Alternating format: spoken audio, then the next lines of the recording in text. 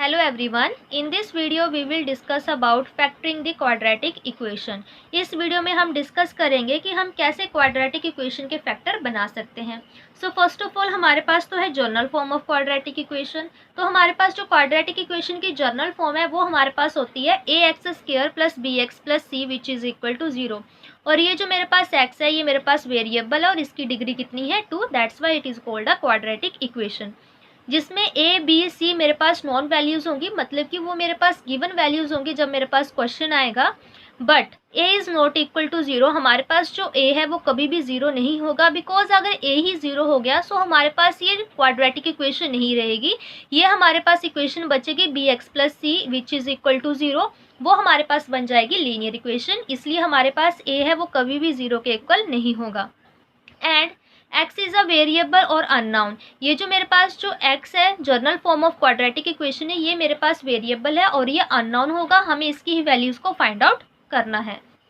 अब मेरे पास है example 2x² plus 7x plus 3 which is equal to 0. ये मेरे पास क्वाड्रेटिक इक्वेशन है. अब मैं इसके फैक्टर कैसे बनाऊंगी? फर्स्ट ऑफ ऑल तो मैं इसको जो हमारे पास जर्नल फॉर्म है क्वाड्रेटिक इक्वेशन की उसके साथ कंपेयर कर देंगे. वो हमारे पास है ax² plus bx plus c which is equal to 0, जिसमें a कितना आ गया 2, b हमारे पास है 7 और c हमारे पास है 3. हमने ये जो जर्नल फॉर्म है क्वाड्रेटिक इक्वेशन को इसको हमने इस एग्जाम्पल के साथ कंपेयर किया, वहाँ से हमारे पास a b c की वैल्यूज़ आ गई. अब हम स्टेप 1 में क्या करेंगे, हमारे पास ये जो नंबर a एंड c है हम इनका प्रोडक्ट निकाल लेंगे. सो 2 इंटू 3 हमारे पास आ गया 6 और हमारे पास b कितना है 7. अब हम क्या करेंगे कि अब हम 7x को इस तरीके से लिखेंगे कि अगर हम वहाँ पे दो नंबर्स लेके आएंगे कि जब हम उनको मल्टीप्लाई करें तब हमारे पास 6 आए, बट उन दो नंबर्स को जब हम ऐड करें तो हमारे पास 7 आए. क्या करेंगे, now we want to numbers that multiply together to make 6 and add up to 7. अब हमें दो नंबर चाहिए जिनको तो जब हम मल्टीप्लाई करें तो हमारे पास वैल्यू 6 आनी चाहिए और हमारे पास जब उनको ऐड करें तो हमारे पास वैल्यू क्या आनी चाहिए 7, जो कि हमारे पास है b की value. In fact 6 and 1 do that. As you can see जब मैं 6 और 1 को मल्टीप्लाई करूंगी तो हमारे पास 6 आएगा, बट ये जो हमारे पास टू नंबर्स है 6 एंड 1 जब हम इनको ऐड करेंगे तो हमारे पास क्या आएगा 7, जो कि हमारे पास है b की वैल्यू और ये हमारे पास है ac की वैल्यू. अब हमने 6 एंड 1 को फाइंड आउट कैसे किया? अब ये कैसे फाइंड आउट होगा, हम क्या करेंगे, we make factors of ac. जो हमारे पास प्रोडक्ट आया ac का जो कि हमारे पास है 6, उसको हम क्या करेंगे, उसके फैक्टर्स बनाएंगे.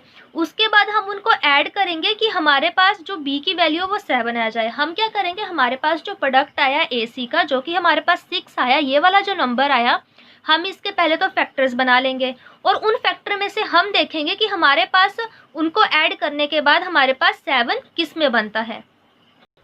अब देखो फैक्टर ऑफ 6 हमारे पास क्या होते हैं 1 2 3 and 6. Means 1 into 6, 2 into 3, 3 into 2 and 6 into 1. अब इसमें देखो ये मेरे पास 6 के फैक्टर्स हैं. अब क्या करूँगी मैं, 1 और 6 को ऐड करेंगे तो मेरे पास 7 आएगा. 2 प्लस 3 करूँगी तो मेरे पास 5 आएगा. 3 plus 2 again 5 and 6 into 1 again 7. सो हमारे पास ये जो टू फैक्टर्स हैं ये हमारे पास क्या बना रहे हैं, ऐड अप होने के बाद 7 बना रहे हैं. सो हम इन दोनों में से कोई एक फैक्टर को चूज कर लेंगे. So 1 and 6 add up to give 7 and 6 into 1 multiply which is equal to 6. क्या बोला कि हमने वो टू नंबर्स कैसे चूज किए, हमारे पास जो प्रोडक्ट आया AC उसके तो पहले हमने फैक्टर्स बना लिए. उन फैक्टर्स में हम देखेंगे कि हमारे पास दो नंबर्स को ऐड अप करके हमारे पास 7 कहाँ बन रहा है, वो हमारे पास है b की वैल्यू. उनको मल्टीप्लाई करने के बाद हमारे पास तो 6 आ रहा है क्योंकि हमारे पास 6 के फैक्टर्स हैं और ऐड अप करने के बाद हमारे पास b की वैल्यू 7 भी आ गई. सो हमारे पास 1 एंड 6 हमारे पास आ गए टू नंबर्स जो कि हमें चाहिए थे. अब हम स्टेप 2 में क्या करेंगे, री right the middle term with those numbers. अब हमारे पास ये जो मिडल टर्म थी जो कि हमारे पास 7x थी, क्वेश्चन में 2x² plus 7x plus 3 which is equal to 0. अब हमारे पास ये जो मिडल टर्म है हम इसको तोड़ के कैसे लिखेंगे, 6x प्लस 1x. हमने इसको तोड़ के इस तरीके से लिख लिया.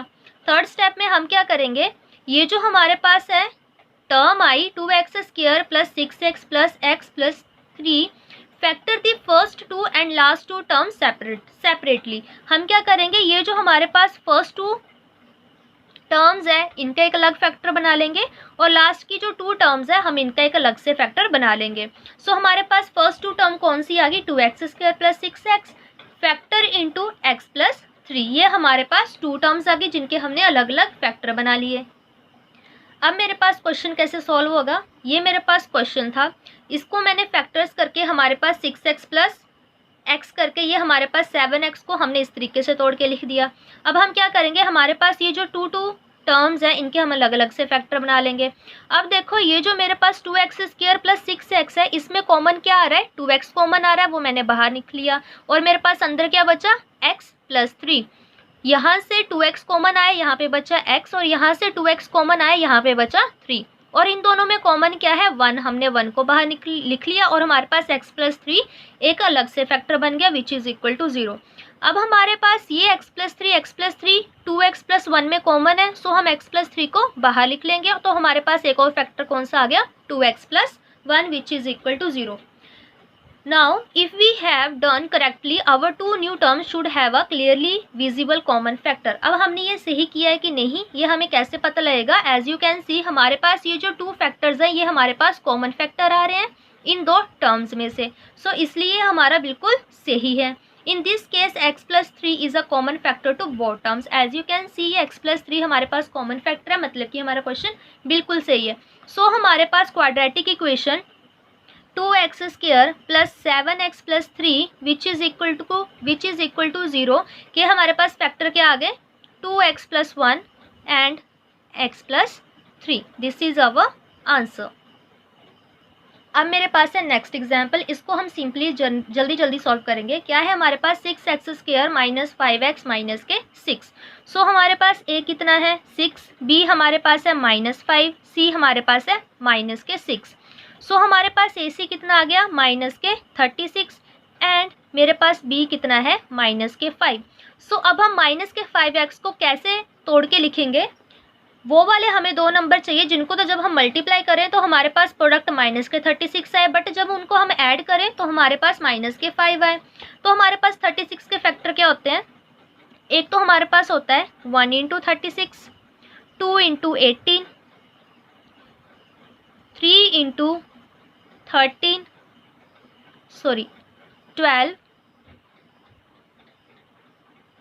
Coma 9 into 4 and 36 into 1। ये हमारे पास फैक्टर्स हैं 36 के। अब देखो इनको ऐडअप करके 36 प्लस 1 हमारे पास बन रहा है 37, बट हमें ऐड कितना चाहिए, माइनस के 5। अब 2 प्लस 18 हमारे पास बन रहा है 20, हम ये वाला फैक्टर भी नहीं लेंगे। 3 प्लस 12 हमारे पास बन रहा है 15, ये भी हम फैक्टर नहीं लेंगे। अब 9 प्लस 4 और अगर हम 9 माइनस 4 कर दें तो हमारे पास क्या आ जा रहा है 5 और ये हमारे पास बन रहा है 37। ये हमारे पास 9 इंटू 4 जो हमारे पास फैक्टर है, 9 इंटू 4 ये जो हमारे पास फैक्टर है इसको हम कैसे लिख सकते हैं, माइनस के 9 plus 4 which is equal to हमारे पास तो आ रहा है माइनस के 5 और माइनस के 9 मल्टीप्लाई पॉजिटिव 4 हमारे पास आ रहा है माइनस के 36। ये हमारे पास 2 नंबर्स आए जिनको तो हम ऐडअप करेंगे तो हमारे पास b की वैल्यू यानी कि -5 आएगा और जब हम इनको मल्टीप्लाई करेंगे तो हमारे पास ac आएगा। ac हमारे पास कितना है, माइनस के 36। मीन्स कि हम -5x को कैसे तोड़ के लिख सकते हैं, माइनस के 9x प्लस 4x। सो हमारे पास 6x² minus 9x plus 4x minus 6 हमारे पास कुछ इस तरीके से वैल्यू आ गई। अब हम क्या करेंगे, हमारे पास ये जो 2 टर्म्स है इनके कॉमन फैक्टर निकाल लेंगे और ये वाली जो 2 टर्म्स है इसमें से कॉमन फैक्टर निकाल लेंगे। सो ये जो 2 टर्म्स है इसमें से मेरे पास कॉमन क्या आ रहा है, 3x बाहर आ गया, अंदर क्या बचा 2x माइनस 3 और यहाँ से भी मेरे पास क्या कॉमन आ रहा है, 2 कॉमन आ रहा है, अंदर क्या बचा 2x minus 3 which is equal to 0। So यहाँ पे मेरे पास 2x माइनस 3 कॉमन आ रहा है। सो मेरे पास क्या आ गया, 3x plus 2 into 2x minus 3, ये मेरे पास कॉमन फैक्टर है, ये मेरे पास बाहर आ गया। सो मेरे पास क्वाड्रेटिक इक्वेशन 6x² माइनस के 5x minus 6 which is equal to 0 के फैक्टर्स क्या आए, 3x plus 2 2x minus 3 which is equal to 0। अब ये जो हमारे पास फैक्टर्स आए इससे हम क्वाड्रेटिक इक्वेशन की जीरो से भी फाइंड आउट कर सकते हैं। वो कैसे, हमारे पास ये जो 3x प्लस 2 है इसको हम 0 के इक्वल कर देंगे और 2x माइनस 3 को भी 0 के इक्वल कर देंगे। सो अब हम इसको टर्न बाय टर्न सिंप्लीफाई करेंगे। सो हमारे पास आ गया 3x is equal to -2, x कितना आ गया -2/3। यहाँ से 2x which is equal to 3 और x कितना आ गया 3/2। सो हमारे पास 2 सॉल्यूशंस आ गए क्वाड्रेटिक इक्वेशन के। एक तो हमारे पास x की वैल्यू आ गई 2/3 और दूसरी आ गई 3/2। सो ये मेरे पास आ गई zeros and roots of a quadratic equation by factoring the quadratic equation. अब हमारे पास है लास्ट एग्जाम्पल इस वीडियो की, 5x square minus 2x minus 3 which is equal to 0। So हमारे पास a कितना है 5, b हमारे पास है -2 और c हमारे पास है -3। सो हमारे पास a c कितना आ गया -15 और b हमारे पास है -2।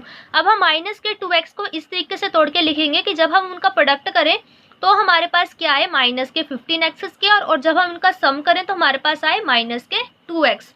सो हम क्या करेंगे, हमारे पास ये जो 15 है हम इसके फैक्टर बना लेंगे। तो 15 के फैक्टर क्या आएंगे 3 × 5 एंड 15 × 1, ये हमारे पास 2 फैक्टर्स आ रहे हैं। अब 3 + 5 मेरे पास होता है 8 और 3 - 5 मेरे पास क्या होता है 2। 15 + 1 कितना होता है 16 और 15 - 1 कितना होता है 14। तो ये वाला फैक्टर तो एग्जिस्ट ही नहीं करेगा।